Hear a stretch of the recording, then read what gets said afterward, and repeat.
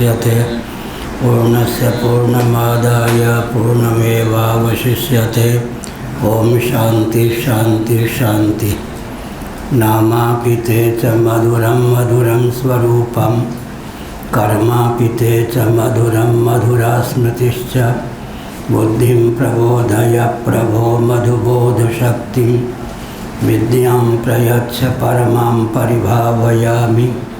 कोमलं कूजयन् वेणुं श्यामलोऽयं कुमारकः वेदवेद्यं परं ब्रह्म भासतां हृदये मम। कूजन्तं राम रामेति मधुरं मधुराक्षरम् आरुह्य कविताशाखां वन्दे वाल्मीकिकोकिलं। निगमकल्पतरोर्गलितं फलं शुकमुखादमृतद्रवसंयुतं पिबत भागवतं रसमालयं मुहुरहो रसिका भुवि भावुकाः। तृणादपि सुनीचेन तरोरपि सहिष्णुना अमानिना मानदेन कीर्तनीय सदा हरि। नारायणाखिल गुरो भगवन्नमस्ते शिवाय नमः शिवलिंगाय नमः। तन्मे मनः शिव संकल्पमस्तु सर्वे भवन्तु सुखिनः। नारायण नारायण नारायण नारायण।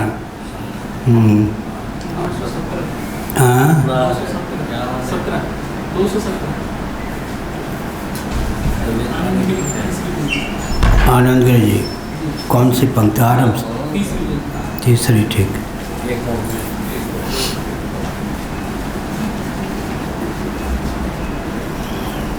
बृहदारण्यक 147 आनंदगिरी टीका पृष्ठ 217। ननु अविद्यायामपनीतायामपि रागद्वेषादि सद्भावात्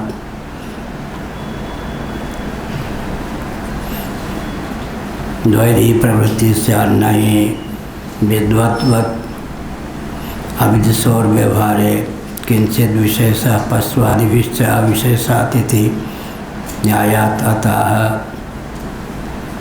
तस्यामिति। पहली पंक्ति भाष्य की 215 पृष्ठ।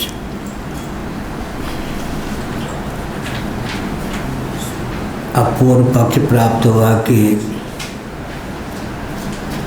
अविद्या का अपनय हो जाने पर भी, अविद्या अपनीत हो जाने पर भी राग द्वेष आदि की सद्भावना संभावित है। ऐसी स्थिति में वैधी प्रवृत्ति स्यात्, बिनसम्मत ही प्रवृत्ति हो सकती है, अर्थात विधि के अधीन तत्वज्ञों को भी जीवन यापन करना पड़ता है। तत्वज्ञ विधि से अतिक्रांत होते हैं या कैसे समझें?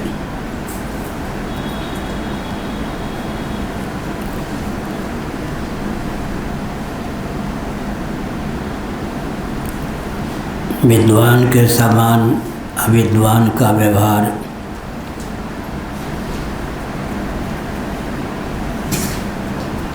और अविद्वान के समान विद्वान का व्यवहार परिलक्षित है। कोई विशेषता तत्वज्ञ में और तत्वज्ञ में प्राप्त नहीं है। पूर्व पक्ष पश्वादिभिश्च अविशेषात् इति न्यायात्। भगवान शंकराचार्य के कथन को ही आनंदगिरी जी ने उद्धृत किया है। ब्रह्मसूत्र शंकर भाष्य का यह वचन है। जैसे पशुवादी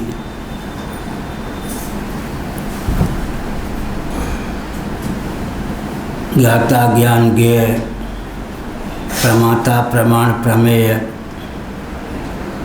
आदि त्रिपुटी की दशा में ही व्यवहार रथ पर लक्षित होते हैं, वैसे ही तत्वज्ञ के जीवन में भी ज्ञाता ज्ञान ज्ञेय प्रमाता प्रमाण प्रमेय दृष्टा दर्शन दृश्य आदि त्रिपुटी की दशा में ही व्यवृत्ति सिद्ध होती है।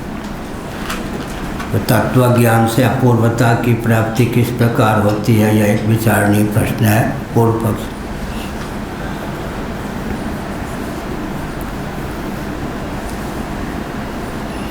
बाधितानुवृत्ति मात्रा न वैधि प्रवृत्ति अबाधिताभिमान मंत्रेण तत्अयोगात् इति भाव। अगर कहें कि बाधितानुवृत्ति मात्र से वैधि प्रवृत्ति की सिद्धि हो सकती है। दूसरी टिप्पणी विधि प्रयुक्ता। वैधि का अर्थ है विधि प्रयुक्ता, विधि से प्रयुक्त, अर्थात बाधितानुवृत्ति भी किसी के जीवन में रह सकती है और वैधि प्रवृत्ति भी रह सकती है, अर्थात विधि किंकर्ता भी रह सकती है।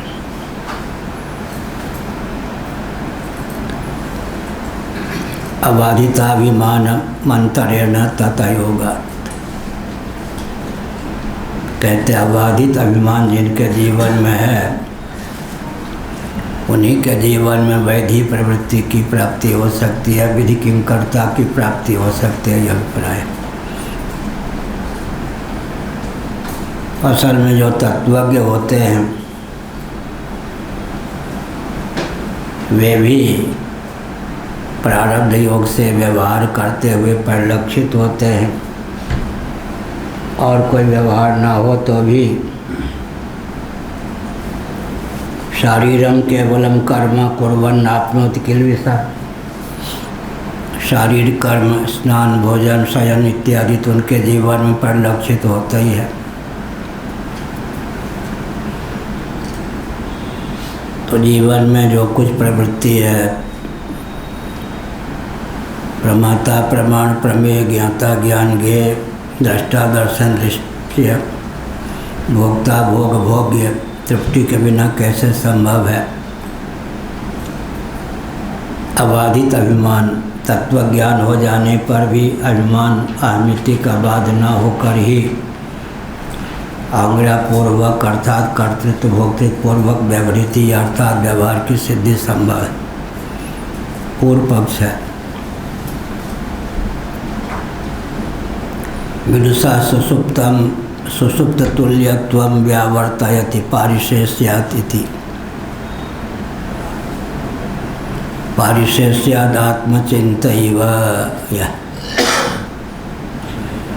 विदुषा का अर्थ विद्वान के,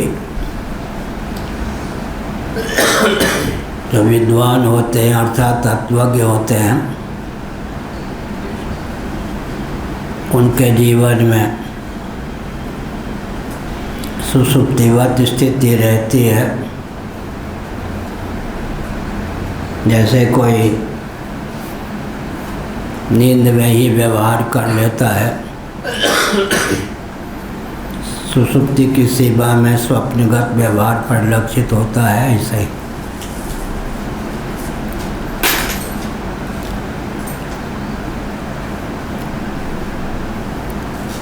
विदुषा सुसुप्ति तुल्यत्वम, एक निर्मल थे सागरमल, दक्षिण भारत की यात्रा में मेरे पीछे लग गए, साथ साथ जा रहे थे।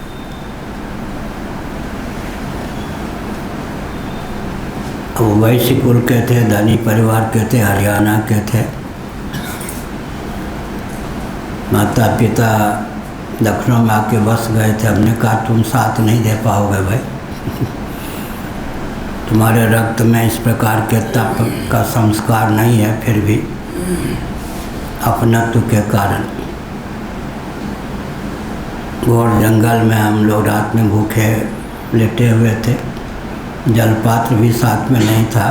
कभी कभी झरने आदि न मिलते तो प्यासे भी सो जाते थे।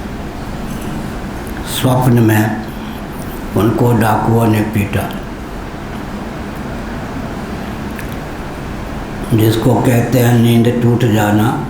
प्राकृतिक निद्रा भंग हुई, सचमुच बने। इतना वो सुसुप्ति की पिटाई का अभिनिवेश हो गया यहाँ पीटा, यहाँ पीटा, यहाँ पीटा, और बिल्कुल अनाथ के समान रोने लग जाए। हमने कहा तुमको तो स्वप्न में पीटा है किसी ने, हमको जागृत में पीटा होगे, क्योंकि दक्षिण भारत है, उन दिनों हिंदू लोग वहाँ जानते नहीं थे हिंदी। 1000 व्यक्ति में कोई हिंदी टूटी फूटी जानता था। लोग समझेंगे इसने इसको पीटा है, हमको पीटने आएंगे। ऐसे हुआ, कहीं भी चिल्ला पड़े, यहाँ मारा, यहाँ मारा। लोग सोचे कि इसने मारा होगा, हमको मारने दौड़े। हमने कहा तुम स्वप्न में पीटे, हमको जागृत में पिटवाओगे। 25-25 किलोमीटर तक पैदल चलते, जब कोई भोजन नहीं मिलता, गर्मी घोर, नंगे पांव पैदल चलते रहते, वर्षा घोर, शरीर पर ही वर्षा, सर्दी घोर, चलते रहते। शंकराचार्य पद पर कोई यूँ नहीं। ये सब पापड़ बेलने के बाद 10 दिन के बाद स्वप्न टूटा। 25-25 किलोमीटर रोज पैदल चलने पर भी वो स्वप्न में ही चल रहा था। स्वप्न टूटा जो 10 दिन बाद, 25 को 10 से गुणा कर दीजिए, 250 किलोमीटर लगभग चल चुका पैदल। अरे वो तो स्वप्न था। हमने कहा अब स्वप्न हुआ तुमको तो। हाँ, अमेरिका आदि में तो स्वप्न में लोग दौड़ पड़ते हैं, वहाँ ऐसी बीमारी है, वो तो दौड़ पड़ते। हमने तो ऐसे व्यक्ति को देखा जिसको 10 दिन बाद स्वप्न टूटा। 25-25 किलोमीटर लगभग रोज यात्रा करने के बाद भी कहीं भी रोने लगे, यहाँ पिटाई, यहाँ पिटाई, यहाँ पिटाई। तो विद्वानों का व्यवहार सुसुप्ति के सदृश होगा ऐसा भी नहीं। पारिशेष्य आती थी, पारिशेष्यात् आत्मचिन्तैव, आत्मज्ञान उनका विलुप्त नहीं होता, आत्मचिंतन विलुप्त नहीं होता। इसलिए उनका जो व्यवहार होता है बाधितानुवृत्ति से ही होता है। त्रिपुटी अद्वैत ब्रह्मात्म तत्व के विज्ञान से बाधित हो जाने पर भी प्रारब्ध पर्यंत विभावित होती है, यह अभिप्राय। सौतज्ञानात् पूर्वमपि सर्वासां चित्तवृत्तीनां जन्मनैवात्मयि आत्मा। चैतन्य जो लिखा है वो चैतन्य होना चाहिए। कलम है क्या?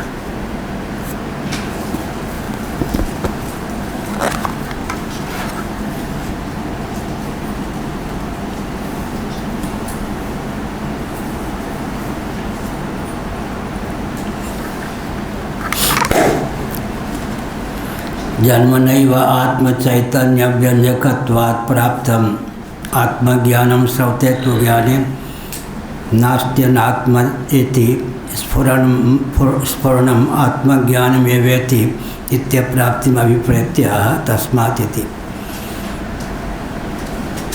अस्मिन् पक्षे इति नित्यप्राप्तत्व पक्षोक्ति। यह कहा श्रौत ज्ञान के पूर्व ही सर्वचित्त वृत्ति नाम जन्मनैव आत्मचैतन्य व्यंजकत्वात्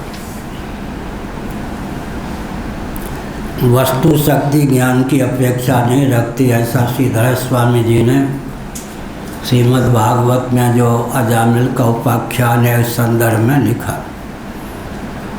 श्रीधर स्वामी इस पीठ के जगत गुरु शंकराचार्य रह चुके थे। आज जो विश्व को श्रीमद् भागवत पर श्रीधरी टीका प्राप्त है, इस पीठ के आचार्य की देन है। इसका प्रचार प्रसार होना चाहिए। श्रीमद् भागवत बिना श्रीधरी टीका के लगा पाना संभव ही नहीं। वो श्रीधर स्वामी यहाँ के आचार्य थे, जगत गुरु थे। बाद में वे काशी में निवास करने लगे थे, गोमठ में। गोमठ पर आज किसी का भी अधिकार हो, इस पीठ की शाखा ही वो मान्य है। भले ही आतंकवादियों ने कब्जा कर लिया हो। आदित्यनाथ जोगी ध्यान देकर सुने। नेताओं के कान कहाँ होते हैं? कान होते हैं तो कान भरने वालों के। जहाँ कान का उपयोग होना चाहिए नेताओं के कान हो ही रह नहीं जाते। बाधितानुवृत्ति मात्रा न वैधि प्रवृत्ति बाधिताभिमान मंत्रेण तथा योगात्। बाधित अभिमान के बिना वैधि प्रवृत्ति की चरितार्थता संभव नहीं है। यह हुआ। इसका अर्थ यह है कि विधि किंकर्ता तत्वज्ञों के जीवन में नहीं होती, स्वभाव सिद्ध उनके जीवन में विधि का अनुपालन होता है अभ्यास वशात। पंचदशीकार ने कहा मेरा जब कोई कर्तव्य नहीं है तो विधि सम्मत आचरण ही क्यों करूं। फिर लिखा कि विधि सम्मत आचरण करूं तो मेरा बिगड़ता ही क्या है। विधि सम्मत आचरण करने पर लोक संग्रह तो बनेगा ही, इसलिए अच्छा है विधि निषेध से अतिक्रांत हो जाने पर भी विधि सम्मत आचरण करें तो लोक संग्रह तो बनेगा ही। नैव तस्य कृतेन अर्थो न कृतेन कश्चन न चास्य सर्वभूतेषु कश्चिदर्थ व्यपाश्रया। जो तत्वज्ञ होता है उसका कुछ करने से भी प्रयोजन होता है, न करने से भी प्रयोजन होता है। क्या आरुक्षोर्मुनेर्योग गीता 6 अध्याय 3-4 श्लोक।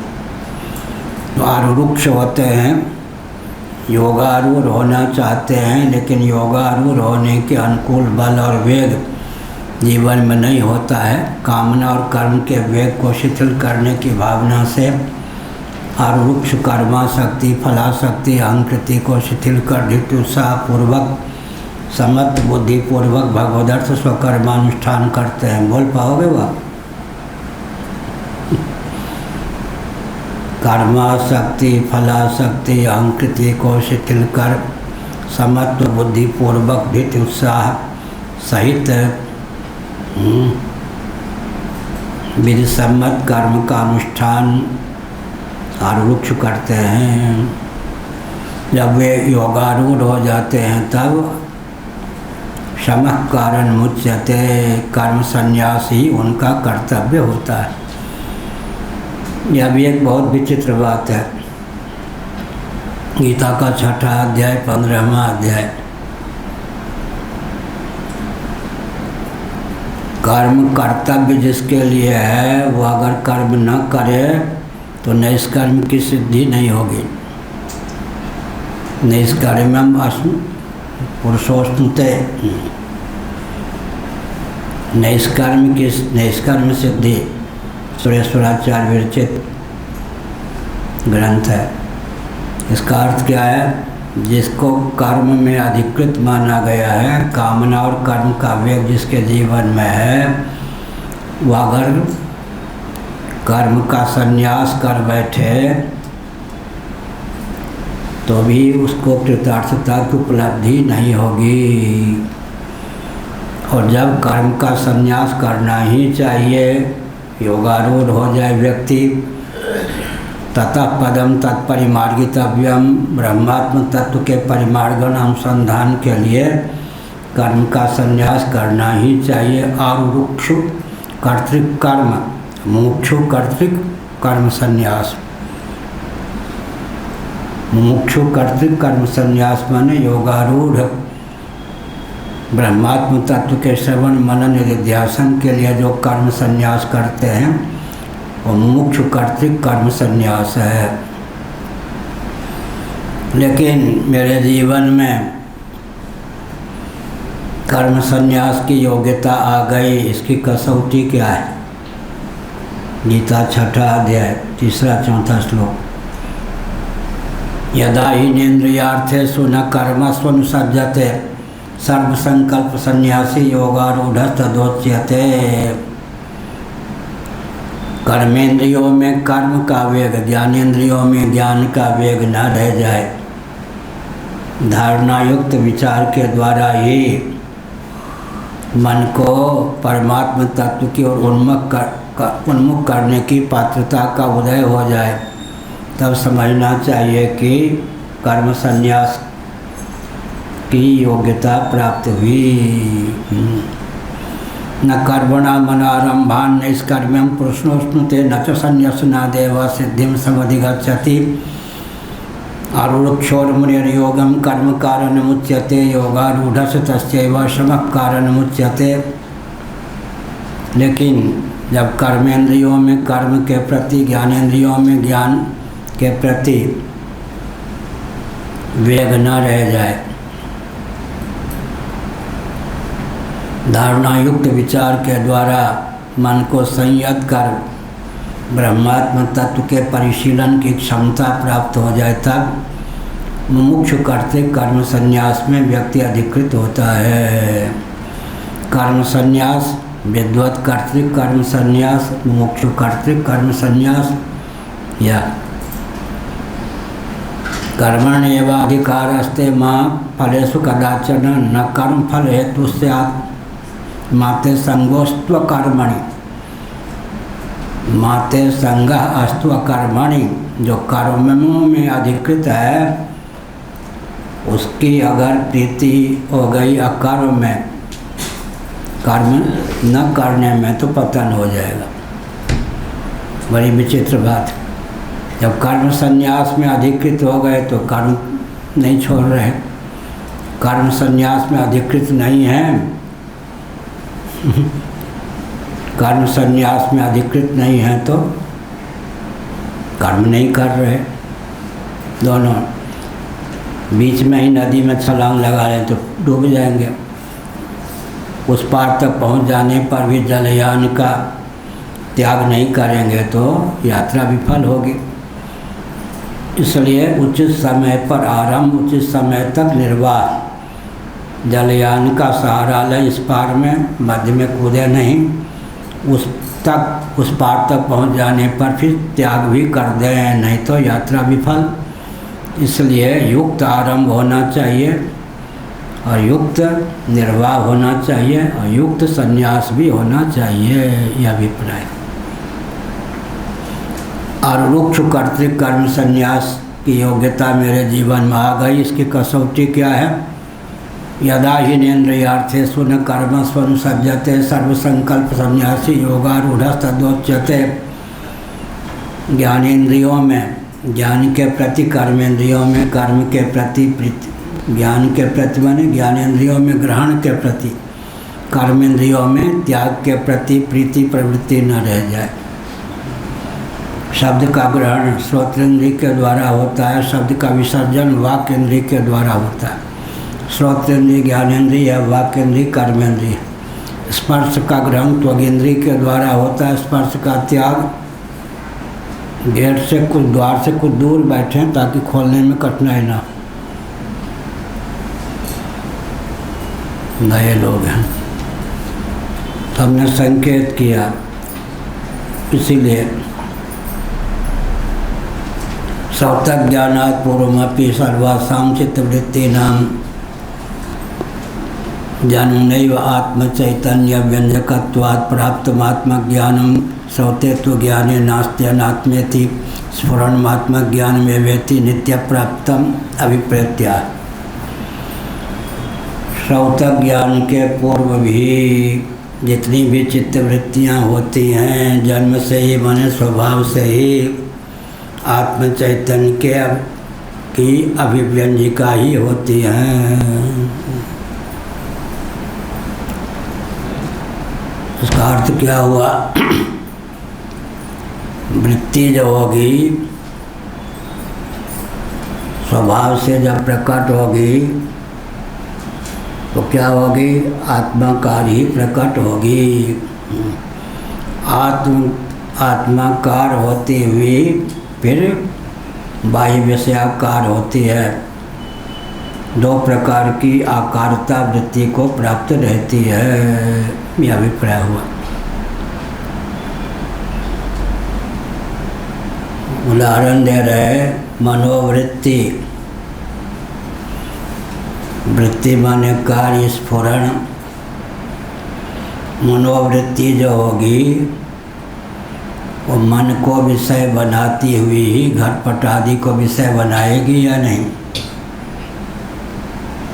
जल तरंग जो होगा, तरंगमाला जो होगी, वो जलाकार होती हुई ही बूंदाकार होगी या नहीं? जल तरंग, तरंगमाला जलाकार तो होती ही है, ऐसे वृत्ति ब्रह्माकार होती हुई ही घटाकार पटाकार आदि होती है।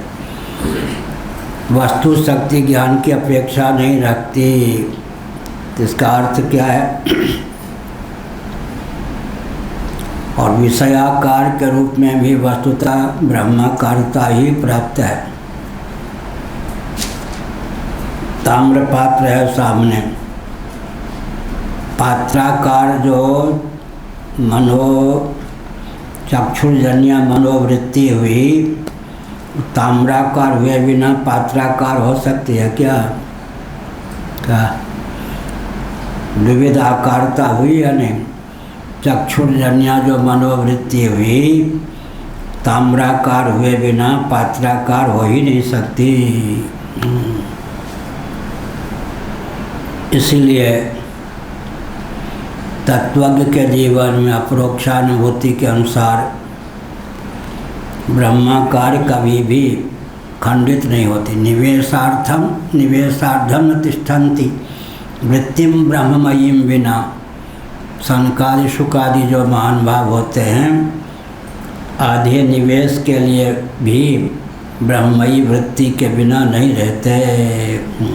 कैसे? भिक्षा भी मांगते हैं, प्रवचन भी करते हैं, कभी कभी किसी को शाप भी दे देते हैं।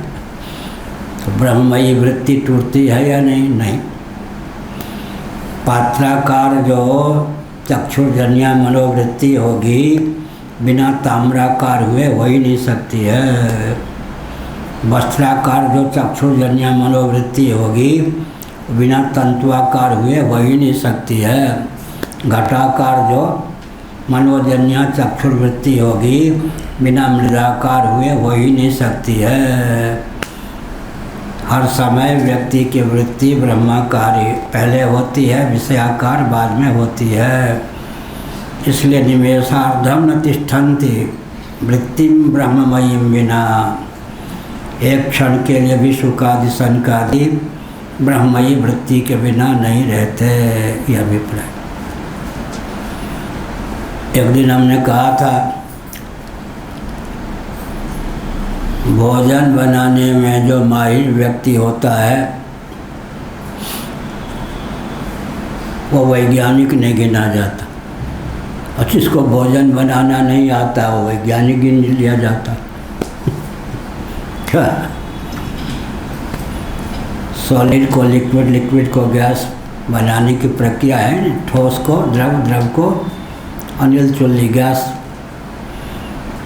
भोजन बनाने की क्षमता जिसमें नहीं है, वो भोजन विज्ञान पर अनुसंधान करके वैज्ञानिक हो जाता है।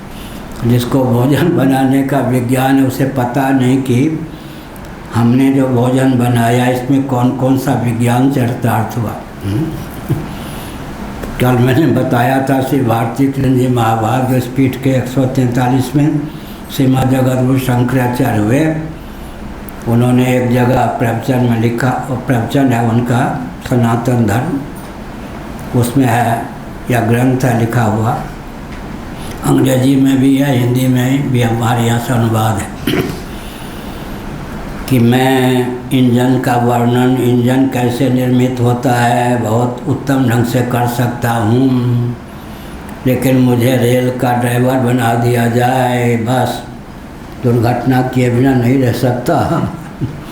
ऐसे ही जो भोजन बनाते हैं, उनको नहीं मालूम कितना विज्ञान भोजन बनाने में चरितार्थ है। लेकिन जो भोजन बनाना नहीं जानते और वैज्ञानिक हैं, भोजन बनाने की प्रक्रिया को देखकर वो वैज्ञानिक सिद्ध हो जाते हैं। व्यक्ति के जीवन में जितना विज्ञान है, उसका रहस्य समझ में आ जाए तो हर व्यक्ति वैज्ञानिक हुए बिना रहेगा क्या? हर व्यक्ति वैज्ञानिक है। या कृषि विज्ञान पर व्यक्ति पीएचडी कर लेता है, और किसान को पीएचडी का प्रमाण पत्र कभी नहीं मिल पाता। बड़ी विचित्र बात है। किसान को पीएचडी का प्रमाण पत्र नहीं मिल पाता। जो कृषि विज्ञान पर कुछ लिखता है उसको पीएचडी का प्रमाण पत्र मिल जाता, प्रोफेसर हो जाता, क्या क्या हो जाता है, कृषि मंत्री बन जाता है। बड़ी विचित्र बात। का श्रौतक ज्ञानात् पूर्वमपि, श्रौतक ज्ञान का अर्थ है वेदांत श्रुति का ज्ञान जब नहीं था तो भी। सर्वासाम चित्तवृत्तीनां जन्मनैव आत्मचैतन्य व्यंजकत्वात्, जितनी भी चित्तवृत्तियाँ हैं स्वभाव से जन्म से ही वो आत्म चैतन्य को व्यक्त करने में समर्थ हैं। आत्माकार होकर आत्माभिव्यंजिका होती हुई घटपट आदि के आकार को कोई भी चित्तवृत्ति प्राप्त होती है। बोल सकते चक्रवर्ती जी? हाँ, धक्का लगाओ। आत्माकार होकर कोई भी चित्तवृत्ति आत्मस्वरूप हो सकती है। विषयाकार होती, आत्माकार होती हुई चित्तवृत्ति जन्म लेती है। चित्तवृत्ति का जो उदय है, उदय के समय आत्माकार हुए बिना उदित हो ही नहीं सकती। जैसे जल तरंग जल बुदबुद जलाकार हुए बिना उत्पन्न हो जाए, संभव है क्या? वृत्ति जब उदित होगी किसकी? चित्तवृत्ति, तब आत्माकार होकर ही उदित होगी। लेकिन फिर घटाकार पटाकार आदि भी, और घटपट के रूप में भी वस्तुतः आत्मा ही है, क्योंकि सर्वोपादान सर्वाधिष्ठान है। लेकिन यहाँ द्वार है, पंचभूत के द्वार से घटपट आदि। तो हर समय चित्तवृत्ति जब होगी तो ब्रह्माकार होगी ही, जन्म से ही आत्मचैत। ब्रह्माकार का मतलब क्या हुआ? जो जिसके आकार का होता है वह उसका अभिव्यंजक संस्थान होता है। क्या क्या नियम बना? जो जिसके आकार का होता है वो उसका अभिव्यंजक संस्थान। हाँ, बढ़िया है, सब बढ़िया है। जो जिसके आकार का होता है वह उसका अभिव्यंजक संस्थान होता है। ये सब नियम, इन नियमों के आधार पर काम किया जाए तो क्या एक एक नियम के आधार पर एक एक ग्रंथ बन सकते हैं। गुरुत्वाकर्षण को लेकर 2 ही पेज है ना, अपने लोग देख रहे हैं, 2 ही पृष्ठ है, लेकिन उस पर 2 ही पृष्ठ में गुरुत्वाकर्षण लिखा, लेकिन उसको कोई वैज्ञानिक ठीक से पढ़े, दार्शनिक होगा, वैज्ञानिक होगा तभी समझ में आएगा। तो कम से कम 200 पृष्ठों के ग्रंथ की सामग्री 2 पृष्ठों में सन्निहित है। और कई यंत्र भी उसके आधार पर बन सकते हैं। कमी क्या है? स्वामी जी हैं, ये हैं, झा जी हैं, आप हैं, कुछ वैज्ञानिकों की टोली या टीम हो। हम धन तो नहीं दे सकते, कम से कम अवकाश प्राप्त जो वैज्ञानिक माने जाते हैं। आजकल तो इंजीनियर बस जो लकीर के फ़कीर हो जाते हैं प्रायः अपनी ओर से ज़्यादा। लेकिन फिर भी भारत में अभी यंत्र आदि का काम बहुत अच्छा हो रहा। वैज्ञानिकों की टीम हो तो 2500 यंत्र का आविष्कार हो सकता है। नए ढंग से फिजिक्स केमिस्ट्री आदि की रचना भी हो सकती है। भगवान ने ज्ञान दिया है तो परिस्थिति भी उसके अनुकूल उत्पन्न करेंगे ही। श्रौतक ज्ञानात् पूर्वमपि सर्वासां चित्तवृत्तीनां जन्मनैव आत्मचैतन्य व्यंजकत्वात् प्राप्तम आत्मज्ञानम श्रौते तो ज्ञाने नास्ति अनात्मनिति स्फुरणम आत्मज्ञानम एवेति। लेकिन अतिशयता का आधान क्या किया? श्रौतक ज्ञान का उदय हो गया तो श्रुति सम्मत वेदांत सम्मत ज्ञान का उदय हो गया तो इतनी विशेषता आ गई कि नास्ति अनात्मेति, अनात्मा है ही नहीं। हो गया आत्माकार वृत्ति तो पहले से ही थी, लेकिन आत्म तत्व ही जगत का उपादान कारण है।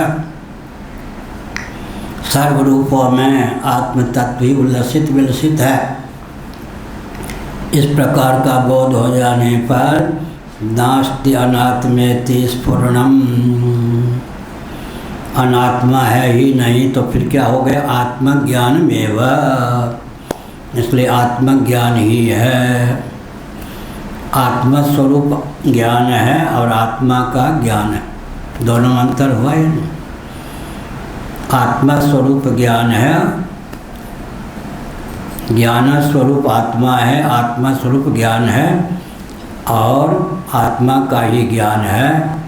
और अनात्म वस्तुओं का ज्ञान जिस समय है उस समय भी उन अनात्म वस्तुओं के रूप में आत्मा ही उल्लसित है। इस दृष्टि से क्या हुआ, एक क्षण भी ब्रह्मयी वृत्ति के बिना कोई भी नहीं रह सकता। बस अंतर क्या है, रहस्य बोध न होने के कारण जन्म मृत्यु का शिकार बनते हैं। जन्म मृत्यु का शिकार रहस्य बोध न होने के कारण, रहस्य बोध हो जाए तो यही वितर्जिता सर्गो ये साम साम्य स्थित मनः निर्दोषम ही समम ब्रह्म तस्मात् ब्रह्मण तिरस्थिता। नित्य प्राप्ति में अभिप्रेत्या, नित्य ही प्राप्त है। यह अनात्मा नहीं है तो पारिशस्य न्यास, जब अनात्मा है ही नहीं तो अनात्मा ज्ञान भी नहीं ही है। जब अनात्मा ज्ञान नहीं है तो पारिशस्य न्याय से क्या हो गया, आत्मज्ञान ही है।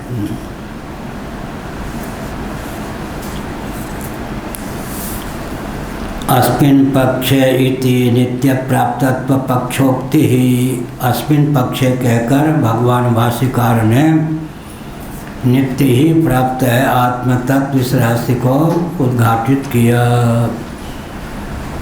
आत्म तत्व नित्य ही प्राप्त है, इसका अर्थ क्या हुआ, हम सदा ही आत्मस्वरूप हैं। यहाँ अप्राप्त की प्राप्ति नहीं है, प्राप्ति की ही प्राप्ति है। उदाहरण, विस्मृत कंठाभरणवत, कंठ में ही आभूषण है, भ्रम हो जाए कि हो गया, फिर कोई कह दे अरे कंठ में ही तो है, विस्मृत कंठाभरणवत भागवत के अनुसार। यहाँ पर प्राप्त की ही प्राप्ति है, अप्राप्त की प्राप्ति नहीं है, नित्य प्राप्त की ही प्राप्ति है। यह हुआ।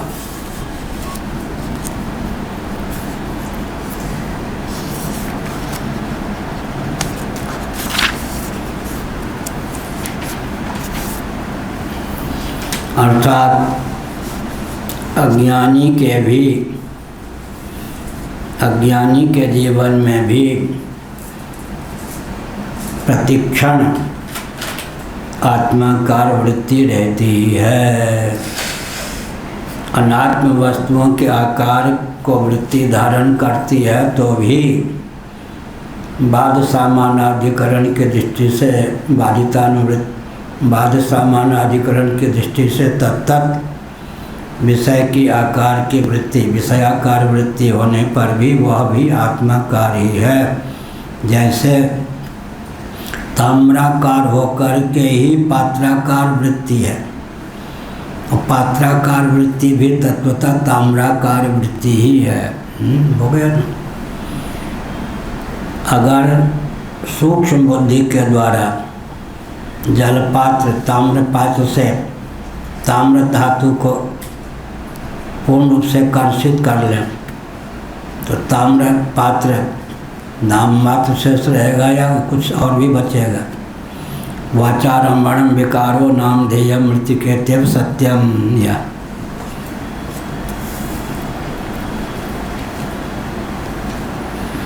अपूर्वदिवादी शंकते तिष्ठत तावत् पाक्षिक्यात्मोपासन प्राप्तिर्नित्या वेति। अब अपूर्वदिवादी का अर्थ क्या है, स्वर्ग कामो यजेत इत्यादि जो श्रुतियाँ हैं। स्वर्ग काम अग्निहोत्र कालम मल्ले अग्निहोत्रम जुहियात स्वर्ग काम। अपूर्व विधि का अर्थ क्या हुआ, अपूर्व विधि माने पहले से अविदित तथ्य को बताने वाली जो विधि होती है उसका नाम अपूर्व विधि। प्रमाणांतर से अनधिगत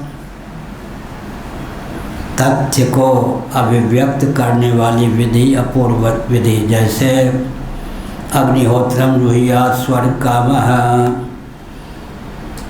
अब अग्निहोत्र में और स्वर्ग में साधन साध्य भाव है, या प्रत्यक्षात किसी अन्य प्रमाण के द्वारा संभव नहीं। श्रुत्यैक समधिगम्य है, वेदैक समधिगम्य है। अग्निहोत्र से स्वर्ग की प्राप्ति होगी देहत्याग के बाद, अपूर्व विधि है यह। अग्निहोत्रम जुहियात स्वर्ग कामः, जिसे स्वर्ग चाहिए वह अग्निहोत्री बने, अपने अधिकार की सीमा में मानसिक याग करे या मानसिक अधिकार के अनुसार। यज्ञ में सब अधिकृत हैं, कोई मानसिक विधा से, कोई अमानसिक। या अपूर्व विधिवादी संकते तिष्ठत तावत् पाक्षिक्यात्मोपासना प्राप्ति नित्यावा। आत्मा की उपासना पाक्षिक प्राप्त है या नित्य। पाक्षिक माने कदाचित, कभी कभी, बुद्धिपूर्वक, और नित्य माने जब इस रहस्य का ज्ञान नहीं है तो भी यह अभिप्राय। पाक्षिकी है या नित्य ही है, ये रहने दो थोड़ी देर के लिए भाई। अपूर्व विधि स्यात्, लेकिन इसको हम अपूर्व विधि कह ही सकते हैं। आत्मेत्य उपासिता इत्यात्मज्ञान यह श्रूयते सा, यह तो अपूर्व विधि है। माने आत्मा है इस प्रकार की उपासना करे, यह जो विधि है इस विधि को सुनकर ही बुद्धिपूर्वक व्यक्ति की आत्मोपासना में प्रीति प्रवृत्ति संभव है, अन्यथा नहीं।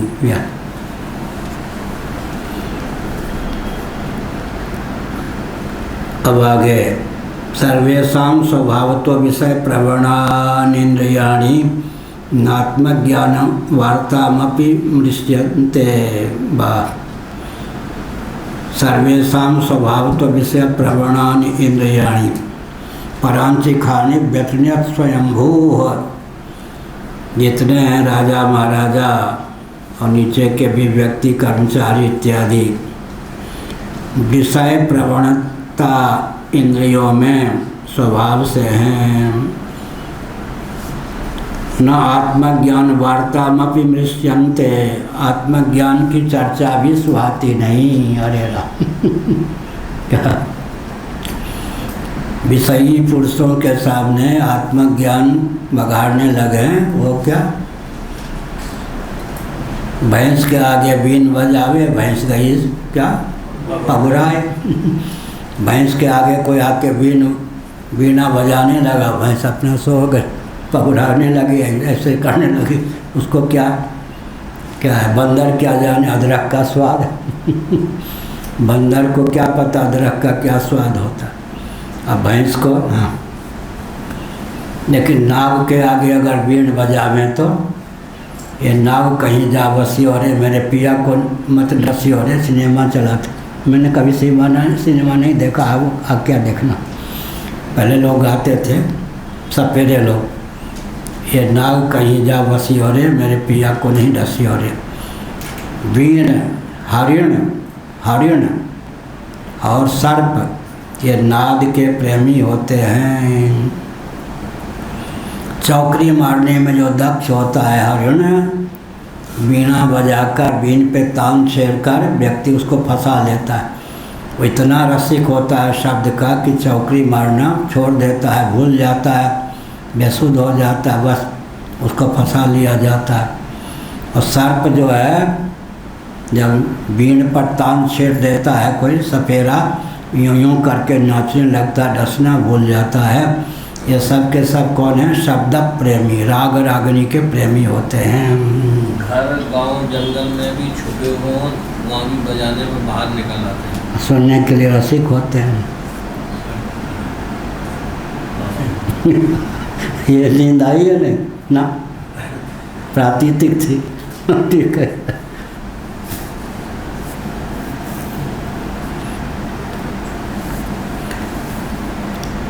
सपेरा ये सब आते हैं तो बीन पर तान शेर देते हैं तो बिल में छिपा हुआ सर्प भी आ जाता सुनने के लिए। शब्द का प्रेमी है। कौन कौन? हरिण, सर्प, ये सब शब्द के प्रेमी हैं।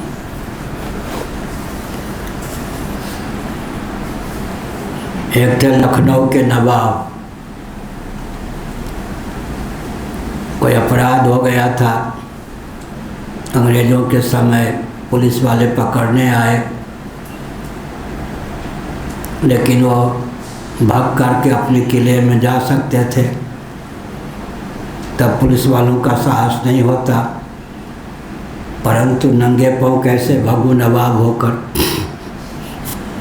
जूता पहनाने वाला कोई नहीं था, जूता तो उतार के रखा, जूता पहनाने वाला कोई नहीं था, अपने आप जूता कैसे पहनूं, ये सब। यह नवाब जो ठहरे लखनऊ के नवाब हैं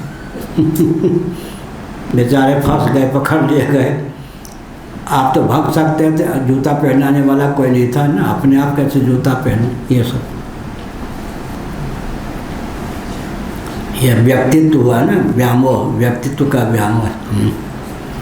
अपने आप कैसे कपड़ा धो लूँ, अपने आप कैसे, ये सब नहीं। जहाँ तक हाथ पाँव चले वहाँ तक चलाना चाहिए। ये जो श्रमजीवी बुद्धिजीवी की विभाजक रेखा दी नेताओं ने, राष्ट्र को नष्ट कर दिया। श्रमजीवी बुद्धिजीवी ये विभाजक रेखा ने राष्ट्र को नष्ट कर दिया। ज्ञानेंद्रियों के योग से हम बुद्धिजीवी हैं, कर्मेंद्रियों के योग से हम श्रमजीवी हैं। हर व्यक्ति बुद्धिजीवी है, हर व्यक्ति श्रमजीवी है। इन नेताओं ने शब्दवेदी बाण के द्वारा मार दिया। सर्वेषां स्वभाव तो विषय प्रवणानि इंद्रियाणि आत्मज्ञान वार्तामपि स्मृश्यन्ते। आत्मज्ञान की चर्चा भी नहीं सुहाती है। संसारी व्यक्तियों को भगवान की चर्चा भी सुहाती नहीं है। एक दंडी स्वामी थे मेरठ में, जादूगर बाग में, श्री कृष्ण बोधाश्रमी महाभाग के नाम पर जो दंडी आश्रम था। अब वो मैं उन दिनों ब्रह्मचारी था, वहाँ रह रहा था। अब उनको कोई श्रोता न मिले। एक अपने पास दक्षिण भारत के कोई बाबा, हर समय मोबाइल पकड़े, हर समय मोबाइल पकड़े। तो अपने कहा ये प्रवचन में भी नहीं आते आप ये सब। फिर वो हमारा साथ ही छोड़ दिया। कुछ दिन काशी में वहाँ से भाग गए। बाबा होने पर भी प्रवचन में प्रवृत्ति नहीं, हर समय मोबाइल कान, रिश्तेदार नातेदार चेला चेली, बड़ी विकट। हमारे पास आए, आप ही सुन लीजिए, कोई सुनने वाला नहीं। मेरे सारू के सारू ने, साले के साले ने ये सब किया, मैं तंग हो गया। हमको तो कोई संसार की चर्चा सुना दे। भगवदर्थ, यहाँ तो संसार भी है ना, संसार की उत्पत्ति स्थिति ये सब, वैसे संसार की चर्चा सुना दे, या कभी मुझे संसार की चर्चा करने के लिए बाध्य होना पड़े तो लगता है कि 1000 कोरे किसी ने मारा शरीर पर। हमने कहा बताओ दंडी स्वामी जी, जब आप गृहस्थ थे तो सारू के सारू के सारू के सारू का ज्ञान था क्या? साले के साले के साले के संन्यास हो गए, व्यर्थ है। उसके बाद मेरे पास आए नहीं डर के मारे। इसीलिए कहा बहुत बढ़िया, सर्वेषां स्वभाव तो विषय प्रवणान इंद्रियाणी।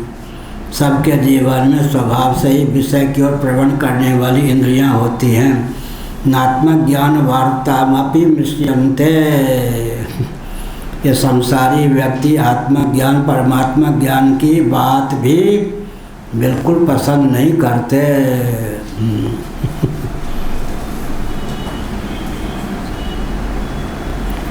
तत् अत्यंत प्राप्तत्वादात्मज्ञाने भवति अपूर्वविधि इति भाव। उनके लिए तो आत्मज्ञान अत्यंत प्राप्त ही है। ऐसी स्थिति में भवति अपूर्वविधि इति भाव, उनकी दृष्टि से विचार करें तो आत्मा वार्य द्रष्टव्य, आत्मा ही उपास्य है। इस प्रकार की जो विधि है अपूर्व विधि सदृश ही है। अपूर्व विधि से अपूर्व राग, अपूर्व रागनी, अपूर्व गाथा, इस प्रकार।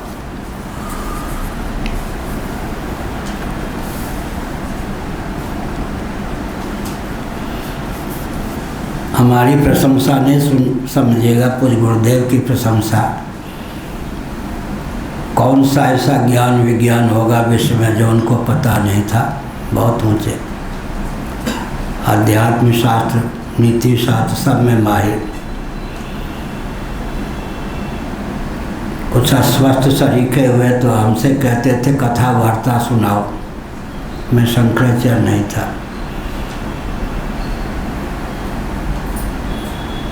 अब वो हम नीचे बैठकर नहीं कुर्सी पर बैठकर सुनाओ। अब मैं नहीं कुर्सी पर बैठ कर ही सुनाना पाए तुम्हें। हम सुनेंगे ना तो कैसे सुनेंगे। फिर उनकी विशेषता हुई। फिर वो कभी कभी और सुनाओ और सुनाओ और सुनाओ। ये मत समझो कि भगवान की कथा पुरानी होती है। कोई कथा सुना भी चुके हो फिर सुनाओ और सुनाओ। उनके समान विश्व में कोई वक्ता नहीं। फिर हमने निष्कर्ष निकाला उनके समान कोई विश्व में श्रोता नहीं। उन्हीं के गुरु भाई स्वामी अखंडानंद जी महाराज बम्बई में बिना मांगे गुजरातियों के द्वारा 1 लाख रुपये उनको उन दिनों मिल जाते थे 74 आदि में, सन 74 आदि में। लेकिन उन्होंने कहा जीवन के अंतिम 2.5 वर्ष वृंदावन में ही रहे। महंत जी को फ़ोन किया, मैं बम्बई छोड़ दूंगा, दंडी स्वामी का प्रवचन सुनना मैं चाहता हूँ। बम्बई छोड़ करके, उन दिनों ये यंत्र आदि की व्यवस्था नहीं थी। जीवन के 2.5 वर्ष तक, शरीर छोड़ने से 2 दिन पहले तक वो प्रवचन सुनते रहे। और सुनाओ और सुनाओ। ये सब श्रोता भी ऐसा मिलना। वामदेव जी महाराज, अखंडानंद जी महाराज, हमारे पूज्य गुरुदेव या इसीलिए कहा। लेकिन संसारी व्यक्ति जो होते हैं, हमारे पूज्य गुरुदेव के एक मित्रों में थे हीरानंद पहाड़ी, धनौरा मंडी उधर है उत्तर प्रदेश में। वहाँ वो भी 2 घंटा केवल बोलते थे। हमारे आने पर 1 घंटा ही बोलते थे, 1 घंटा हमको सुनते थे। ये सब हमने देखा कि श्रोता भी 1 नंबर के, इसलिए कहा। लेकिन संसारी व्यक्ति जो विषयों में रचे पचे होते हैं, सर्वेषां स्वभाव तो विषय प्रवणानि इंद्रियाणि नात्मक ज्ञान वार्तामुपमिष्यन्ते। स्वभाव से विषयों की प्रवणता वाली इंद्रियां होती हैं, उनको तो आत्मज्ञान की वार्ता भी पसंद नहीं होती। लगता है किसी ने आग डाल दिए, गर्म पानी शरीर पे डाल दिए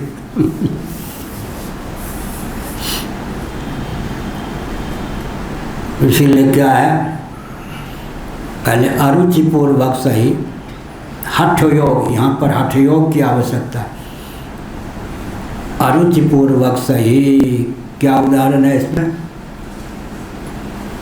पित्त रोग जब उभर आता है तब मिश्री मीठी भी कड़वी लगती। पहले बाबा थे तो रोज उल्टी हो जाती थी, कोई शीतल वस्तु पाने की क्षमता नहीं थी या नहीं, रुपये नहीं होते थे, किसी से मांगता नहीं था, रोज उल्टी हो जाती थी। पित्त की दशा में कोई मिश्री का टुकड़ा भी दे दे तो कड़वी लगती थी। लेकिन पित्त की दशा में मिश्री का टुकड़ा भी जीभ पर रख ले तो कड़वी लगे, फिर भी मिश्री चूसते रहिए। मिश्री का पहला उपयोग क्या होगा? पित्त का शमन कर देगी, उसके बाद मिश्रीगत जो मिठास है उसकी अनुभूति होने लगेगी। विषय निम्ब कटु लगते ही नहीं है उनको। सर्वेषां स्वभाव तो विषय प्रवणानि इंद्रियाणि नात्मक ज्ञान वार्तामपि मिष्यन्ते। बाबा होने पर भी 24 घंटे में 14 घंटे तक संसार की चर्चा चले चली, ये वो, किसी की निंदा किसी की स्तुति, जीवन व्यर्थ हुआ या नहीं? सर्वेषां स्वभाव तो विषय प्रवणानि इंद्रियाणि आत्मज्ञान वार्तामपि मृश्यन्ते तत् अत्यंता प्राप्तत्वात् आत्मज्ञाने भवति अपूर्वविधि। तीसरी टिप्पणी, तस्मात्, तत्कार्थ यहाँ तस्मात्, उनके लिए अत्यंत अप्राप्त ही है, इसलिए आत्मज्ञान होता भी है।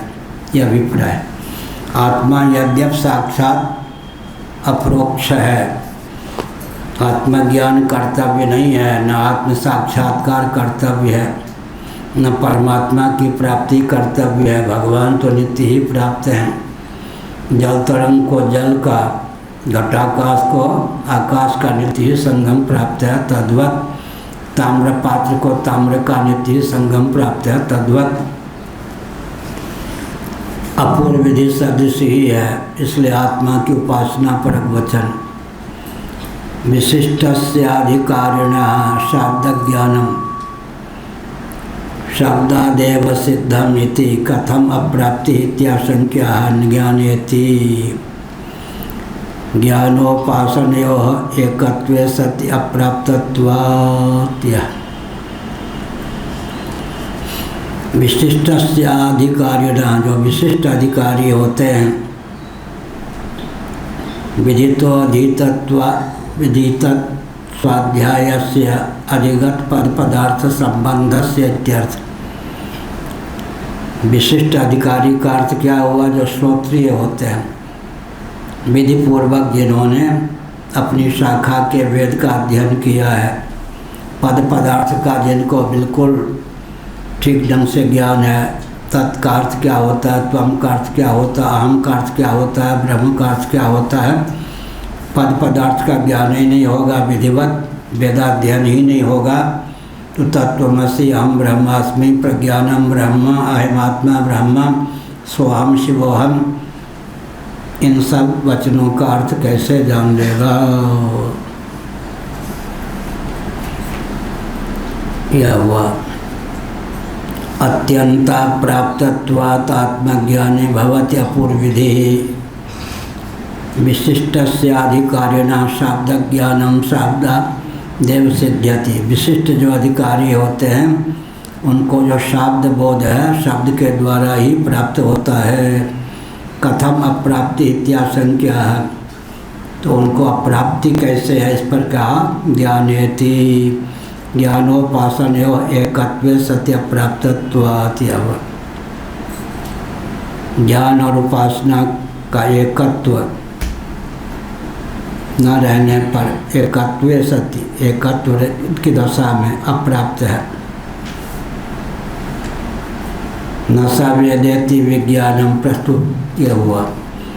न खलु अत्र शाब्द ज्ञानम विवक्षितम, किंतु उपासनम नाम मानसम कर्म। यहाँ शब्द ज्ञान मात्र विवक्षित नहीं है, शब्द ज्ञान तो होना ही चाहिए, किंतु बाद में उपासनम नाम मानसम कर्म। उपासना भी कर्म है। मानस कर्म का नाम उपासना होता है, क्योंकि कर्तृतंत्र, कर्ता के अधीन होने के कारण, जैसे कर्म है, ऐसे ही उपासना भी कर्ता के अधीन होने के कारण, कर्तृतंत्र होने के कारण कर्म ही है। उपासना भी कर्म है। ज्ञान क्या होता है? वस्तु तंत्र या प्रमाण तंत्र। तंत्र का अर्थ हुआ अधीन। ज्ञान क्या होता है? वस्तु तंत्र या प्रमाण तंत्र। उपासना क्या होती है? कर्म क्या होता है?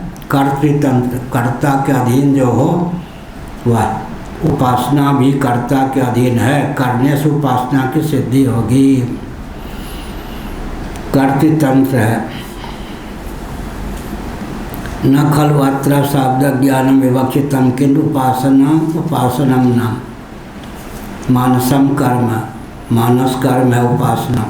सोहमस्मित वृत्ति अखंडा दीप शिखा से परम प्रचंडा आत्म अनुभव सूक्ष्म प्रकाशा तब मूल भेद भ्रम नाशा। यह इष्टाकार मनोवृत्ति का अजस्र प्रवाह विजातीय वृत्ति के बिना ही सजातीय वृत्ति का अजस्र प्रवाह। घटपट स्त्री पुत्र इत्यादि की भावना न आवे, धीरे धीरे पहले तो आ जाती है, बाद में जब ध्यान करने लगते हैं तब मन का चंचल होना। कहो चक्रवर्ती जी, सफलता का द्योतक है या असफलता का? क्यों? क्योंकि अनादिकाल से मन में जो मल पड़ी है वो। झाड़ू देते समय कमरे से धूल का उड़ना सफलता का द्योतक है या असफलता का? क्यों? धूल जमी हुई है तब तो उड़ रही है।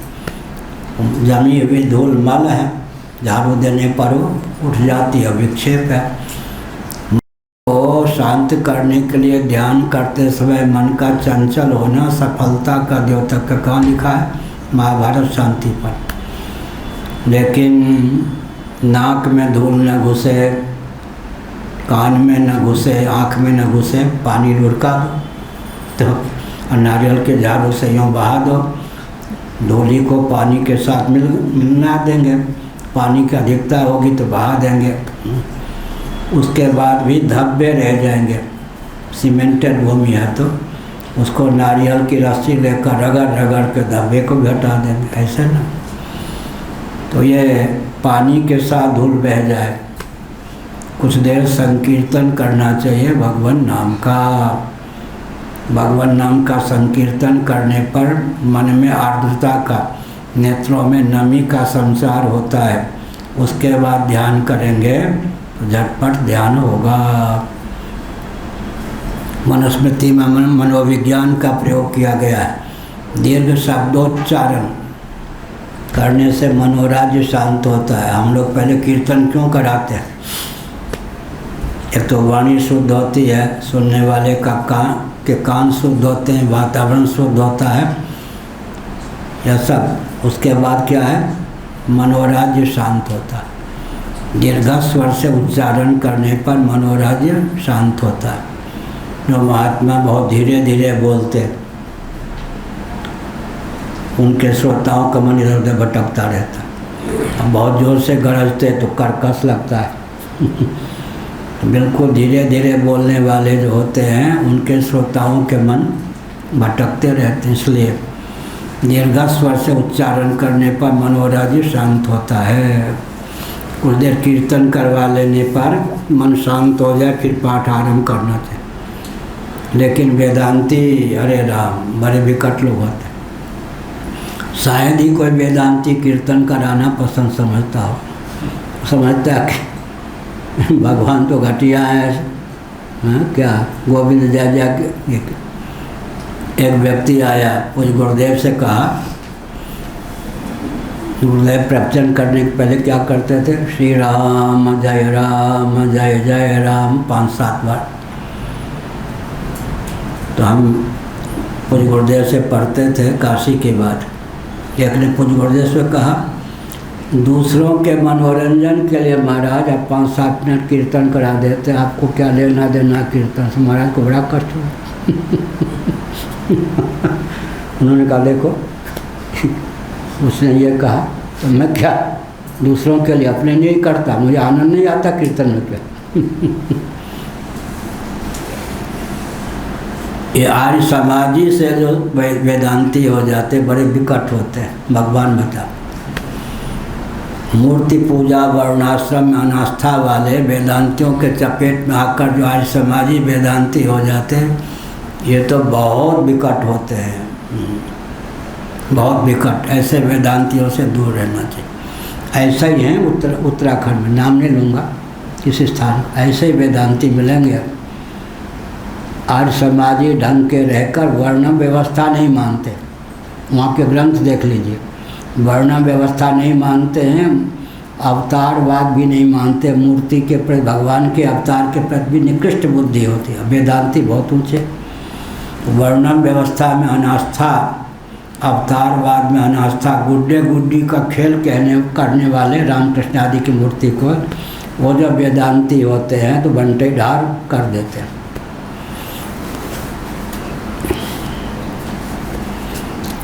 हाँ, कर्म में क्या रखा है, उपासना में क्या रखा है, ये सब।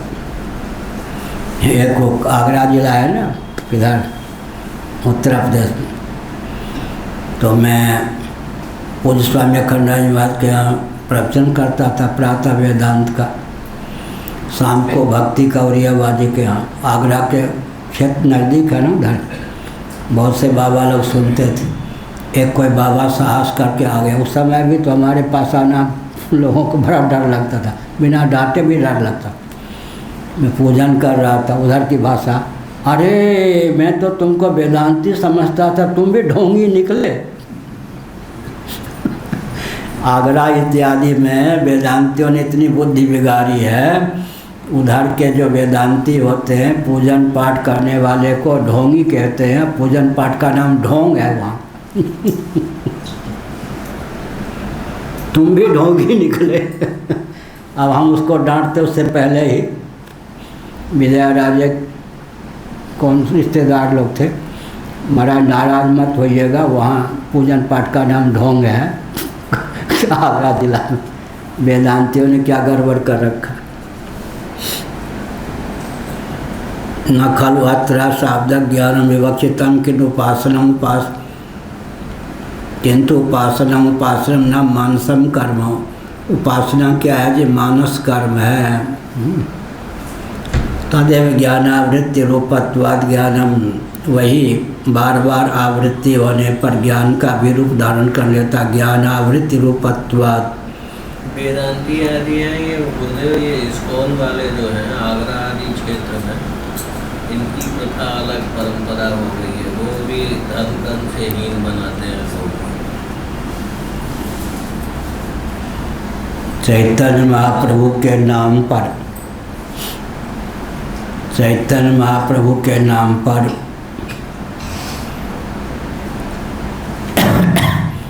कीर्तन की प्रथा चली। चैतन्य महाप्रभु के जीवन में तप, त्याग और ज्ञान तीनों प्रतिष्ठित। अब कीर्तन की प्रथा चली तो ज्ञान, तप, त्याग तीनों से विहीनता आ गई, वर्णाश्रम के प्रति विहीनता आ गई। और वाणी न थके, इसलिए कैसेट के द्वारा कीर्तन प्रारंभ हो गया।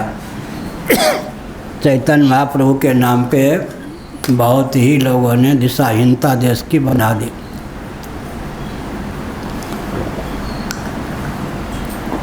इसलिए सबसे खतरनाक शिष्य होते हैं प्रायः। किसी महापुरुष को खतरा हो तो अपने अनुयायियों से ही खतरा होता है। गुरु गोविंद सिंह जी ने कब सोचा होगा कि उनके नाम पर उनके अनुयायी हिंदुओं से पृथक हो जाएंगे? सोचा होगा कभी क्या?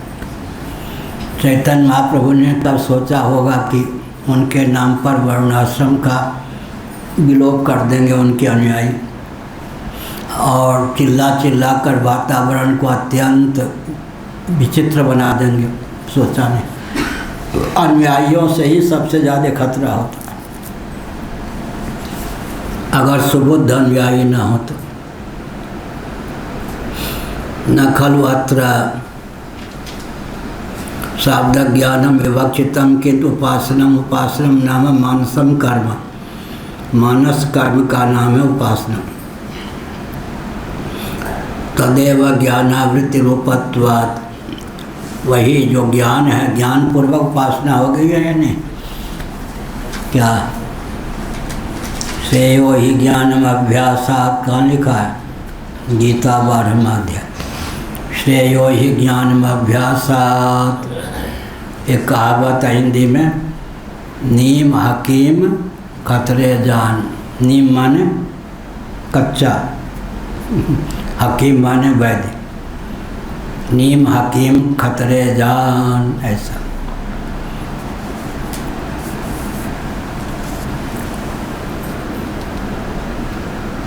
क्या हुआ, श्रेयो ही ज्ञानम अभ्यासात्।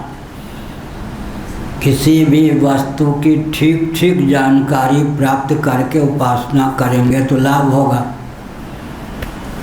और जानकारी में ही त्रुटि रह जाएगी, तब जो उपासना करेंगे तो विपरीत होगा। अब कोई श्लोक है, शुद्ध उच्चारण ना होने पर गलत याद कर लेंगे तो जितना अभ्यास करेंगे हाँ उतने हो जाए। एक महात्मा थे, गर्भ नहीं बोल पाते थे, गर्भ प्रहारी हरि नहीं, इसकी गर्भ प्रहारी हरि, भगवान जो है गर्भ को गर्भ ही बोलते थे। अब हम लोग क्या करें, चुपचाप मुस्कुरा लेते थे। गर्भ प्रहारी हरि हैं भगवान, जो हैं गर्भ का गर्भ को गर्भ न खलवत्र। प्रांतीय उच्चारण भी होता है, जो ब्रजवासी होते हैं वो क्या होते हैं, इकार के दुश्मन होते हैं। हम कुलवंती नार, ब्रजवासी लोग जो है नारी नहीं बोल पाते, हम कुलवंती नार, और जात पात पूछे नहीं कोई, इकार के दुश्मन होते ब्रजवासी। हम कुलवंती नार, नारी को नार, और क्या जाति पाति को जात पात क्षेत्रीय उच्चारण भी होता है। न खलु अत्र शब्द ज्ञानम विवक्षितम किंतु उपासनम नाम मानसम कर्म तदेव ज्ञानावृत्ति रूपत्वाद ज्ञानम इत्येकत्वे सति अप्राप्तत्वाद विधेयम इति अर्थ। ज्ञानावृत्ति यही उपासना है। ज्ञानम इत्येकत्वे, ज्ञान तो एक ही है, आवृत्ति तो बार बार हुई ना, असकृत, लेकिन ज्ञान तो एक ही हुआ। अप्राप्तत्वा विधेयम इति, अप्राप्त होने सति अप्राप्तत्वाद विधेयम, अप्राप्त होने पर विधेय होता है, अन्यथा नहीं। तयोर एकत्व विरुणते, ज्ञान और उपासना के एकत्व की व्याख्या करते नेत्यादिना न स वेदेति विज्ञानम प्रस्तुति आत्मत्येव उपासिता। यह नौसा वेद का अर्थ क्या हुआ, दृष्टि के योग से स्वयं को दृष्टा समझ लिया, मति के योग से स्वयं को मनता समझ लिया, घ्राति के योग से स्वयं को घ्राता समझ लिया, इसी प्रकार गति के योग से स्वयं को गंता समझ लिया, दान के योग से स्वयं को दाता समझ लिया। एक एक इंद्रिय में तादात्म्यापत्ति, मन के योग से मनता समझ लिया, मति के योग से, बुद्धि के योग से बुद्धा समझ लिया, चित्त के योग से स्मरता समझ लिया, अहमिति के योग से अहम इस प्रकार का समझ लिया, अहमिति अज्ञान। इसका अर्थ क्या हुआ, एकांशेन हुआ, सर्वतोभावेन आत्म तत्व का ज्ञान नहीं हुआ। अनेन ही इत्यादो वेद शब्दस्य अर्थांतर विषयत्वं न स वेदेति। वह ठीक ठीक समझता नहीं, अर्थात आत्म तत्व के अनुरूप आत्म तत्व का ज्ञान होना चाहिए। सकल अनात्म वस्तुओं से अतिक्रांत आत्म तत्व का ज्ञान होना चाहिए। सातवीं टिप्पणी उपासन भिन्न ज्ञान रूपार्थांतरेत्यर्थ। यह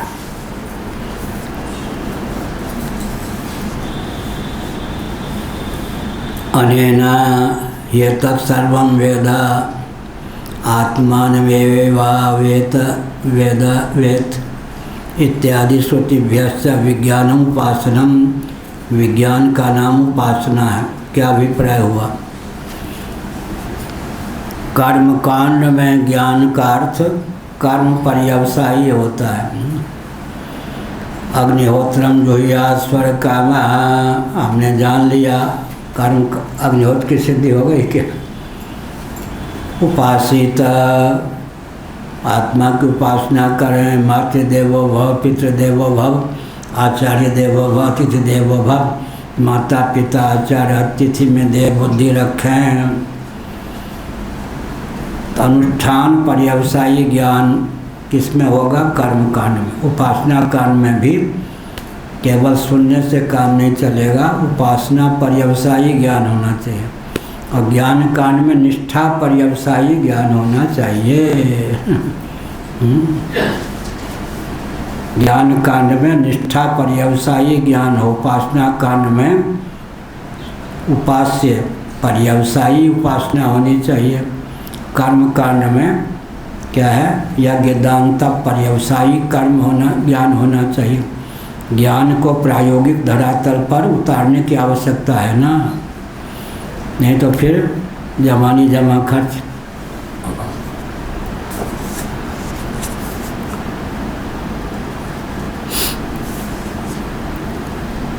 उक्त्या श्रुतिभ्यो यद विज्ञानम श्रुतम तत् उपासनम एव उक्त अनेन यत् सर्वं वेद आत्मानम, ये आत्मानमेवा वेद। इन दो श्रुतियों के अनुसार तो उक्त श्रुतिभ्यो यत् विज्ञानम श्रुतम तद उपासनम एव, जो विज्ञान सुना गया है वो तो उपासना रूप ही है। कहीं पर कर्म रूप है, अग्निहोत्रादि रूप ज्ञान, कहीं जो ज्ञान है वो अग्निहोत्रादि रूप है, कहीं जो ज्ञान है उपासना रूप है, कहीं जो ज्ञान है वो निष्ठा रूप है। या सायोता एक उपासते इति उपक्रमात्, क्योंकि वह जो कि इस प्रकार एक की उपासना करता है, ये पहले कहा एक की उपासना करता है, पहले कह दिया दृष्टि के योग से दृष्टा समझकर मैं दृष्टा हूँ, इस प्रकार का निर्णय लेता है। मति के योग से मनता समझकर ही समझता है, कृतार्थ हो गया। श्रुति के योग से श्रोता समझकर ही समझता है, कृतार्थ हो गया। समग्र ज्ञान उसको नहीं है। हाथी के किसी एक अंग को देखकर ही हाथी उसे कह देंगे क्या? समग्र हाथी का ज्ञान होना चाहिए ना। क्या हुआ?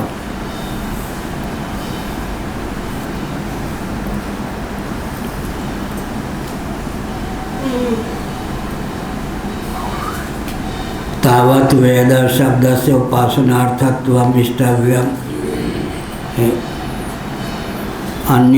अन्यथोपक्रमे उपसंहार विरोधात्। ऐसा न समझें गए तो उपक्रम उपसंहार में विरोध की प्राप्ति होगी। इसका मतलब यहाँ ज्ञान शब्द का अर्थ उपासना है, केवल जमानी जमा खर्च नहीं। तथा च अर्धवैशसा संभवात उपासन में क्या है? हाँ,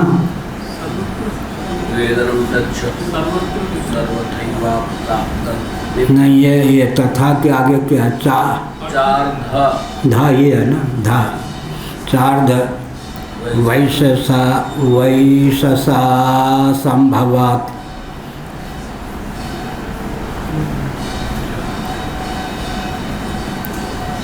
उपासन में व सर्वत्र वेदनम तत्स सर्वथैव प्राप्तमिति तस्मिन् अपूर्व विधि स्यातिथि भाव। इस प्रकार यहाँ पर उपासना ही ज्ञान है, वह तो अप्राप्त है, इसलिए अपूर्व विधि यहाँ पर है।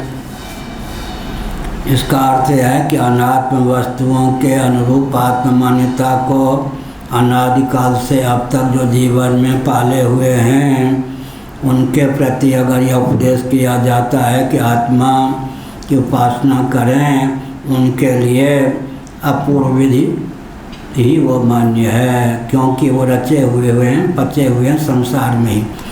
यद्यप वस्तु स्थिति यह है कि आत्मोपासना के बिना, आत्माकार वृत्ति के बिना अनात्म वस्तुओं के आकार की वृत्ति बन ही नहीं सकती, और आत्मातिरिक्त कोई अनात्म वस्तुएं हैं भी नहीं। जैसे तंत्वाकार वृत्ति हुए बिना पटाकार वृत्ति हो ही नहीं सकती, ऐसे ही वस्तु स्थिति है कि ब्रह्माकार वृत्ति हुए बिना जगदाकार वृत्ति हो ही नहीं सकती। तथापि अनादिकाल से जो आविद्यक प्रपंच में ही रचे पचे हैं, उनके लिए जब आत्मा इस प्रकार उपासना का विधान है। आत्मा की उपासना करनी चाहिए उन महान भावों के लिए। मानो आत्मोपासना अपूर्व विधि ही है, अर्थात इससे पहले उन्होंने कभी आत्मा की उपासना नहीं किया। पूर्व विधि जैसे स्वर्ग कामो यजेत अग्निहोत्रम जुह्यात् स्वर्ग कामो। इसका अर्थ क्या हुआ? अपने मन से ही कोई स्वर्ग और याग में साध्य साधन भाव का निर्णय नहीं कर सकता, इसलिए उसके लिए अपूर्व विधि हो गई। ऐसे ही आत्मा की उपासना करने पर आत्म तत्व का विज्ञान सुलभ होता है, आत्मानुरूप आत्मस्थिति होती है, अनात्म वस्तु की मान्यता निरस्त हो जाती है, अनात्माकार वृत्ति का निरसन हो जाता है। इस प्रकार ऐसे व्यक्ति जिन्होंने अनात्म वस्तुओं को सत्य समझकर अनात्माकार वृत्ति को ही पाल रखा है, उनके लिए मानो आत्मा की उपासना करनी चाहिए। यह अपूर्व विधि है। अस्मिन् नेष्टव्य विधिरीत्या 10वीं टिप्पणी आत्मज्ञान यह विधिरीत्या न चेति न च स्वरूपान्वाख्याने पुरुष प्रवृत्ति उपपद्यते। स्वरूप का निरूपण न करने पर पुरुष की प्रवृत्ति संभव ही नहीं है। यह हुआ। अतः प्रवर्तको विधि रूपेय इति शेष। इसलिए जो प्रवर्तन करने वाली कर्म उपासना में व्यक्ति को उन्मुख करने वाली विधि है, वो उसका नाम अपूर्व विधि है ही। विधि उपेय है। प्रवर्तन जो है विधि उपेय ही थी। यह विधि बलात् ही व्यक्ति की कर्म में उपासना में कहीं कहीं ज्ञान में प्रीति प्रवृत्ति होती। न च अत्यंत प्राप्त विषयत्वात् नियमादिरूपो न भवति इति। अत्यंत प्राप्त विषय होने के कारण नियमादि रूपता संभव नहीं है, ऐसा नहीं। तस्मात् अपूर्व विधिरेवा यह अपूर्व विधि है। आत्मोपास्ति विधेयेत्र हेत्वंतर्मः कर्म विधि थी। कर्म विधि सामान्याच्च, जैसे कर्म को लेकर अग्निहोत्रादि विधि प्राप्त है, उस माने अग्निहोत्रादि विधि से कर्म की सिद्धि होती है। ऐसे ही आत्मा की उपासना परक जो वचन है, उनसे उपासना में प्रीति प्रवृत्ति व्यक्ति की होती है। विधि के द्वारा तत्फल को, जिस विधि से जिसकी सिद्धि होती है, उस सिद्धि से जो फल मिलता है, उस फल के प्रति जिसके जीवन में आकर्षण होता है, वह व्यक्ति विधि का श्रवण करके कर्म या उपासना में प्रवृत्त होता है। कालांतर में कर्मोपासना का विधिवत आलम्बन लेकर अभिमत फल को प्राप्त करने में समर्थ होता है। कर्मात्म ज्ञान विद्यो शब्दानुसारेण अविशेषणम अभिदधाति यथा इत्यादि। यजेत जुह्यात् इत्यादयः कर्म विधयो न तैरस्य आत्मेतेव उपासित आत्मावार्य द्रष्टव्य इत्यादि आत्मोपासनम विधेय विशेषोपगम्यते। विधि तो विधि ही है, आत्मावार्य द्रष्टव्य श्रोतव्य मंतव्य आत्म संबंधी विधि है। यजेत जुह्यात् इत्यादि भी आत्मेत्यो व उपासित, यह भी विधि है। लेकिन यहाँ समझना चाहिए कि आत्मा तो नित्य प्राप्त है, साक्षात अपरोक्ष है, सिद्ध पदार्थ है। यज्ञ दान तप इत्यादि तो क्या हैं, सिद्ध नहीं है, अनुष्ठेय हैं।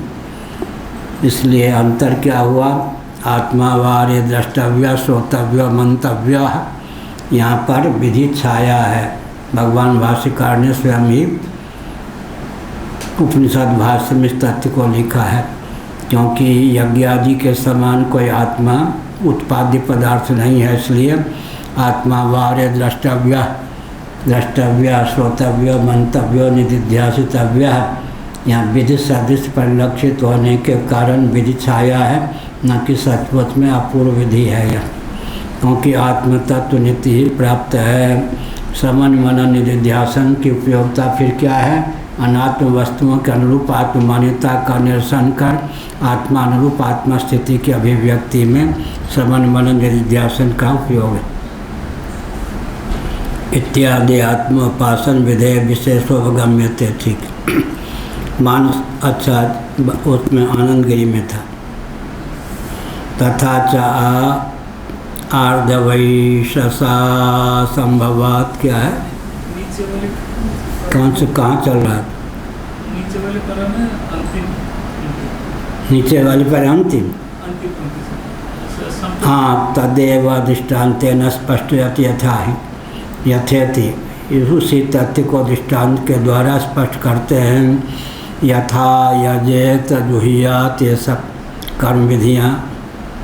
न तैरस्य आत्मा आत्मा को लेकर भी विधि प्रसक्त है ही। यदि क्रिया विधीयते कथम,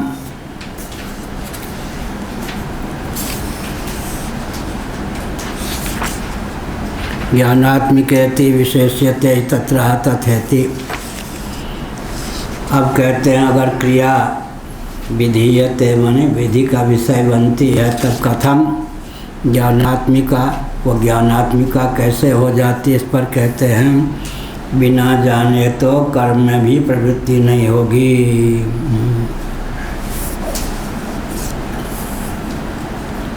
ज्ञान से ही प्रवृत्ति होती है। अनुष्ठेय पदार्थ का भी ज्ञान होगा तब अनुष्ठान में प्रवृत्ति होगी। उपास्य का ज्ञान होगा तब उपासना में प्रवृत्ति होगी।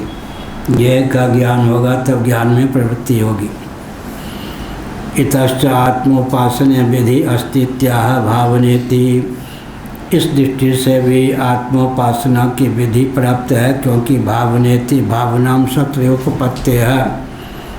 यह यहाँ भावनाम सत्र की प्राप्ति है। ऐसा पहले कह चुके हैं कि किम केन कथम, किम भावेत केन कथम, भाष्य में केन कम कथम। भावना किसकी करनी चाहिए, किसके द्वारा करनी चाहिए, किस प्रकार करनी चाहिए। किम केन कथम, किसी भी तथ्य का ज्ञान होने के लिए किम केन कथम, इन प्रश्नों की उद्भावना होती है। क्या करें, किस प्रकार करें, कैसे, केन किस प्रकार से करें, कथम केन किसके द्वारा करें, और कैसे करें, क्या करें, किसके द्वारा करें, किस प्रकार करें।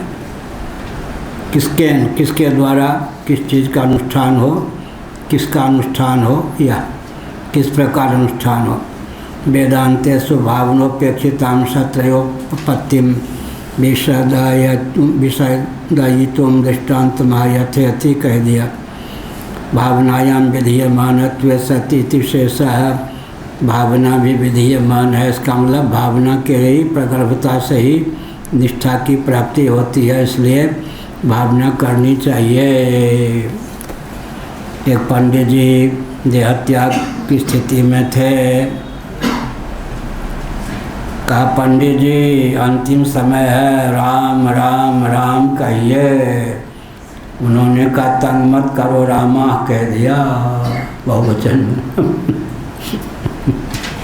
क्या असकृत अभ्यासात रामा कह दिया, वो तो गया बहुवचन में। बार बार क्या कहे, तो पंडित जी राम राम कहिए, रामा कह दिया, तंग मत करो, बहुवचन बोल दिया। इससे क्या काम चलेगा।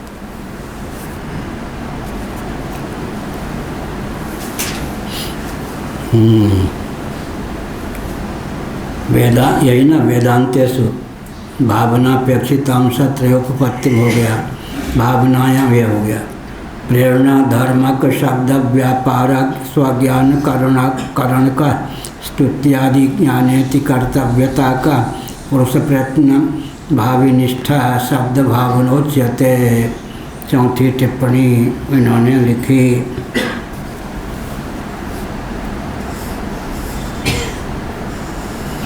कहाँ है चौथी टिप्पणी, है ही नहीं।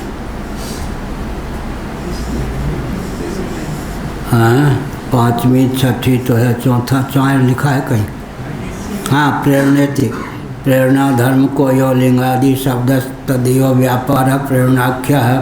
लिंग लौट इत्यादि के द्वारा व्यक्ति को प्रेरणा प्राप्त होती है। इस प्रकार लकार के आधार पर प्रीति प्रवृत्ति परिलक्षित होती है। किसी भी वस्तु के महात्म्य का श्रवण करके फिर व्यक्ति की प्रीति प्रवृत्ति होती है। फल का वर्णन सुन करके उस फल की इच्छा का उदय होता है। वो फल चाहिए तो साधन में व्यक्ति की प्रीति प्रवृत्ति होती है। स्वर्गम यागेन प्रयाजादि भी उपकृत्य साधयति थी।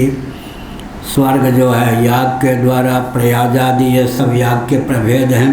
अनुयाज प्रयाज ये सब इनके द्वारा फिर क्या होता है, व्यक्ति के जीवन में उस बल और वेग का आधान होता है कि वह देहात्याग के बाद स्वर्ग को प्राप्त करने में समर्थ होता है। द्रव्य सूक्ष्म विपाकात्मक दिव्य विग्रह प्राप्त होता है। उससे देहात्याग के बाद स्वर्ग की प्राप्ति होती है।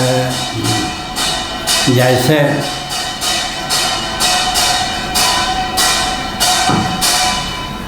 स्वप्नावस्था के सुख दुख को भोगने के लिए यह शरीर समर्थ नहीं है। स्वप्नावस्था के शरीर से ही स्वप्नावस्था के सुख दुख इत्यादि का उपभोग संभव है। ऐसे ही नरक में जाना हो तो, स्वर्ग में जाना हो तो तदनुकूल देहेंद्रीय प्राणांतकरण से ही नरक की यातना को भोग पाना संभव है। और स्वर्ग के सुख को भोग पाना संभव है।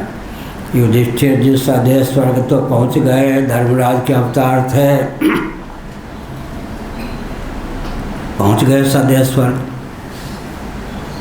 बाकी तो द्रौपदी ने देहत्याग किया, चार भाइयों ने देहत्याग किया। द्रव्य सूक्ष्म विपाकात्मक दिव्य शरीर से वे स्वर्ग पहुँचे। युधिष्ठिर जी सदैव स्वर्ग पहुँच गए।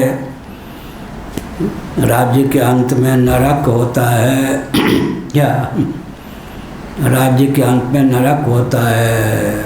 मंत्री लोग सावधान, महंत लोग सावधान, शंकराचार्य भी सावधान, घर का मुखिया भी सावधान। क्या कोई भी राजा वही थोड़े हुआ, घर का मुखिया भी है। अगर उसने पक्षपात कर लिया, उचित ढंग से लोगों का पोषण नहीं किया, व्यवहार नहीं किया, जो जहाँ का मुखिया है मरने के बाद नरक होगा। राज्यांत नरक, राज्य का अंत है नरक। ज़्यादा दंड दे दिया, कम दंड दे दिया, ये भी अन्याय हो गया। दंड बिल्कुल नहीं दिया, ये बहुत कठिन है काम।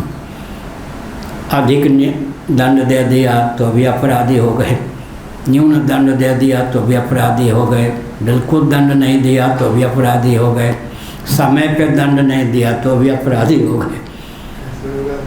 युधिष्ठिर कौन कर? हाँ, कैसे होगा ये? क्या करें, नरक से कैसे बचे? हाँ, तो फिर युधिष्ठिर जी ने देखा द्रौपदी करा रही है, अर्जुन नकुल सहदेव भीम ये सब करा रहे हैं, और लाखों नारकी प्राणी करा रहे हैं। वहाँ से आवाज़ आई, धर्मराज जी कुछ समय यहाँ रुकिए, आपके शरीर को छू करके,